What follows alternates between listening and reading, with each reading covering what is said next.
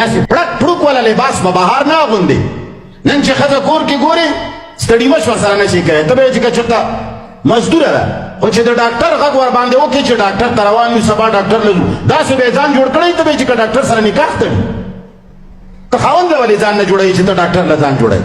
خیرانو جامو کې لاړه شه، بوی را نصیب سي دیدل ولې تا هغه بویوي څه بویوي خو دې خاوند، او په دې کور کې تا نه بوی نه تلو چې ته ډاکټر له وځې لباس دې اغوستی دی. نو هر هغه لباس چې هغه خلقو له ښودلی کېږي اپړک کوي، هغه لباس چې هغه شرنګ کوي، هغه پازیب چې هغه درک ګوره قرآن بقاعده د پازیب ذکر کړی دی چې دا خاوندانو دپاره خاص کې دا زینت دی، دا خوند دی. هر هغه شی چې هغه د خوند شی دی هغه به بل چاته نه ښایي.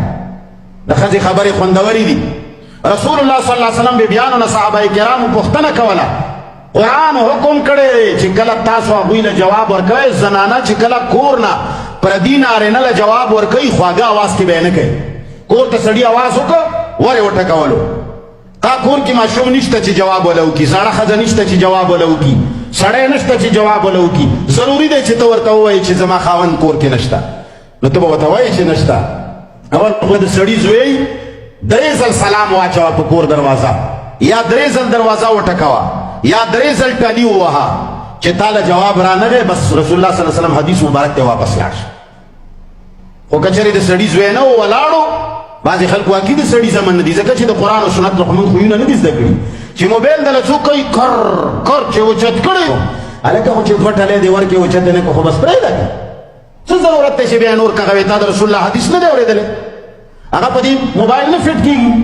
نو که 3 ځلو نه پس هم سړی د دروازې نه واپس نه شو، ښځې له اجازت دی چې ورته ووایي چې کور کې څوک نشته، خو په ناز او نخره به ورته نه وایي کور کې څوک نشته. داسې به ورته ووایي چې هغه وایي چې دا چېرته بلا وه، درشت اواز کې کور کې څوک نشته، داسې طریقې سره ورته ووایه چې هغه ستا په اواز کې خوږوالی محسوس نه کړي. او که هغه خوږوالی محسوس کړي هغه بیمار دی. هر سړي په زړه کې بیماري ده. خبرې اوږدوي خورې چېرته تللی دی، خبره نه یم پلاني ده، بیا د نورو اوس اخري کېدی شي چې در ننه وځي کور ته.